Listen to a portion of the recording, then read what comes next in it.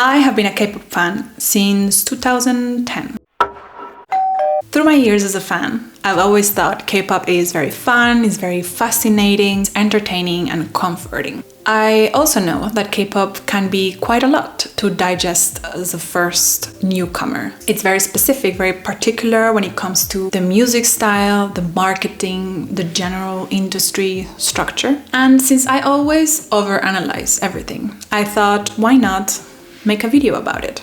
A video that can hopefully help you understand better what K-pop is about, why is it this way. You can just hopefully get something from it. Grab some facts about K-pop for your next family dinner. I will be introducing all this with practical examples so you can follow better.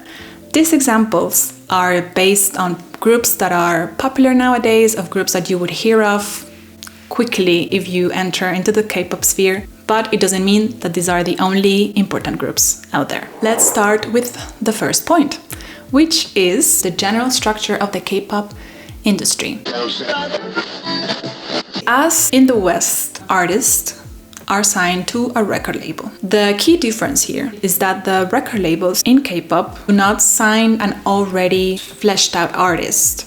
They recruit trainees, it's what it's called, that they will then train to become the next K-pop group or K-pop solo act. By the way, I will start referring to K-pop group, but everything I say will still apply mostly to the solo acts. The way the groups are formed is that this record label will train them in different skills. They would have singing lessons, dancing lessons. People dedicate hours every day training to perfect the skills. They are in direct competition with their peers. They have monthly evaluations where they would have to showcase their skill and show it to the teachers and maybe company executives to keep and prove their position in the company.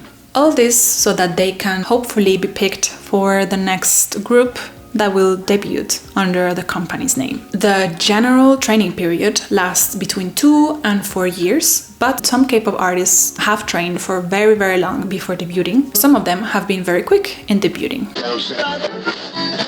There are many record labels or companies, for example, the big three, which are SM Entertainment, JYP Entertainment, YG Entertainment, and the fourth one, which could be HYBE, where BTS is from.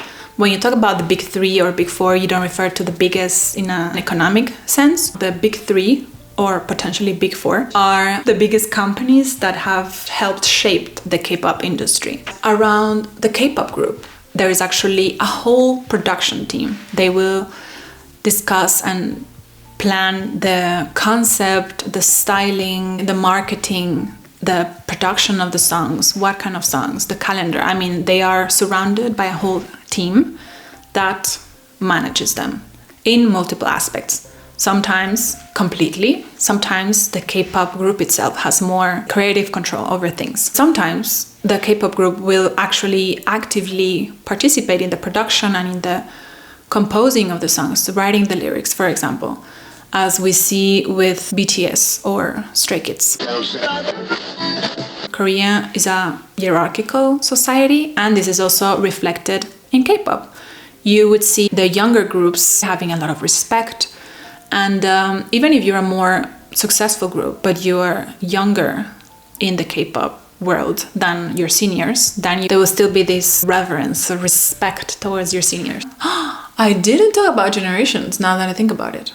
Okay, I'm gonna insert here a quick talk about generations. There are multiple generations in K-pop. The newest groups that you see, maybe up to 4 years ago, are from the fourth generation.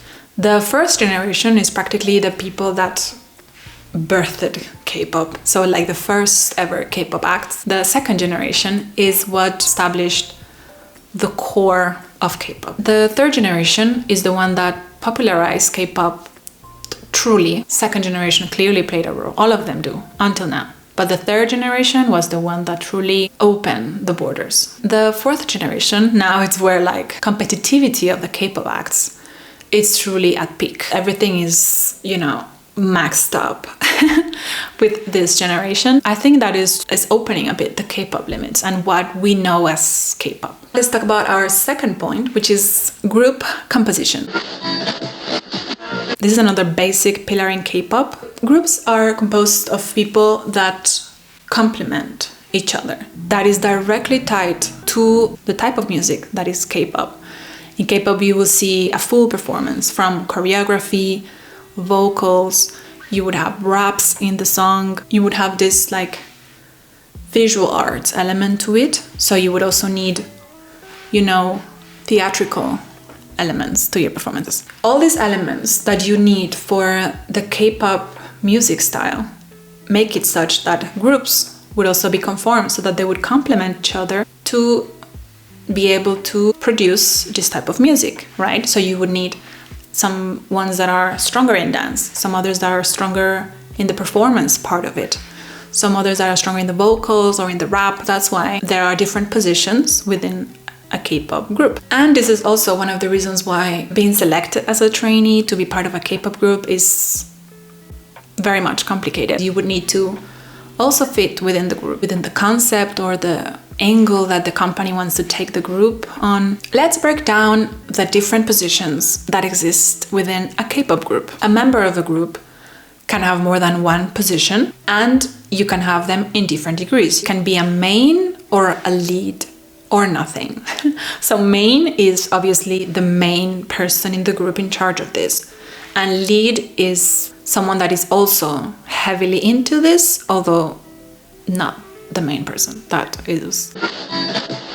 We have the dancers, we have the vocalist, we have the visual. This is more based on traditional or typical beauty standards. This sounds probably strange, but it's not that deep. And of course, number one, beauty is subjective. And number two, groups obviously have more than one good-looking person. There is also the center, which would be the face of the group, so the person that captures the flavor of that group.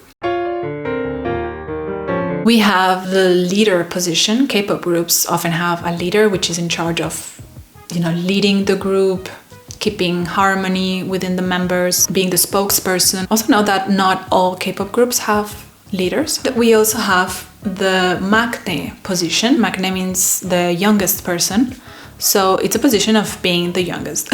Is also typical of Korean society. We have some examples of some very popular, very funny maknaes, and it does give that extra something to a group. To conclude this part, I would just like to give my little note on it. Although the fact that they all have different positions means that you don't need to be very good at all of them, I do think that, for example, those that are clearly their position is to really bring forward the dancing aspect or the performance in a more visual way, but might lack vocals. This plays against them heavily when it comes to hate on the internet, especially if you are a woman. Now let's quickly run through the vocabulary. There's a lot of vocabulary, mostly just Korean words. Those I will leave aside because on one hand they're not particular to K-pop and they are not as essential. But if you do have questions, do let me know and I will answer them for you. So the most common word regarding K-pop would probably be bias. If you say my bias in Stray Kids is Lino, it means that Lino is your favorite person in Stray Kids. Your sweetheart, if you will. It's hard to explain. It's not your favorite, it's more like you have this special connection with this K-pop idol. So you don't have to have one in each group, and you can have more than one in one particular group. Then you have your ult. This is more a new term, and it means your maximum love. OT number. This comes from OTP, which is an older term that means one true pairing. And usually you would say, my OTP is Ron and Hermione. It means that this is your one true pairing your favorite couple. This is general to the world of the internet. But what they do in K-pop is that when people say OT number, it generally means that the number of members in one group has fluctuated over time. For example, EXO has had different numbers of members throughout time. So if you say OT and a specific number, you are referring to a specific amount of members that existed at a certain point in time. So our next section is the year calendar and what is the general procedure when releasing music. It all starts for a K-pop group with the debut. Debut.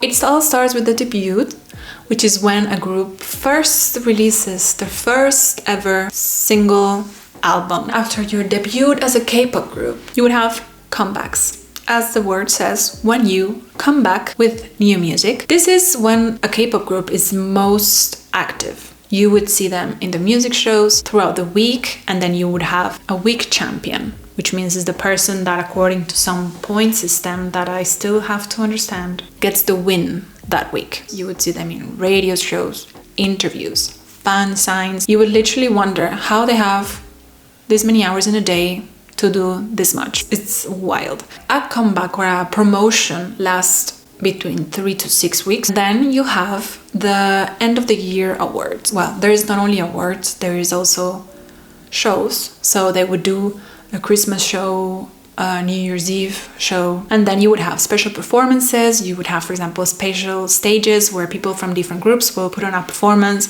It's honestly a very, very fun moment of the year. It's probably a lot of work for the K-pop groups, but their craft is always at peak during that time of the year. It's amazing. I will give you now some tips on how you can get started if what you want to do is to dive deeper into K-pop. Every K-pop group, as I said, during promotions would do interviews. They would also go into what is called variety show, one that is very approachable and actually that can teach you a lot about the specific group that is on that show that week. Would be Weekly Idol. You can find it on YouTube with English subtitles. You have the YouTube channels of the Korean TV channels, which are Mnet, Inkigayo. If you, for example, don't know where to start, you don't even know which group you like, what you can do is you can go to their YouTube channel and just let your eyes be delighted by the different performances and choose which ones you like better, and then go more towards that direction.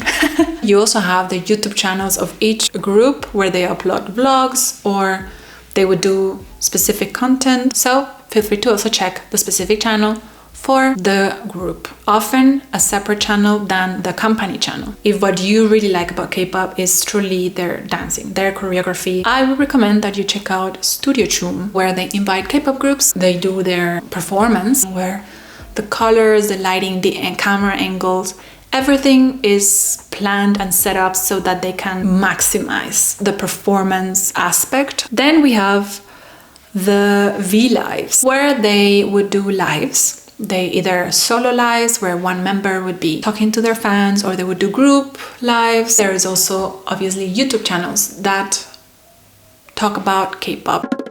So that was it for this video. I love to talk about K-pop.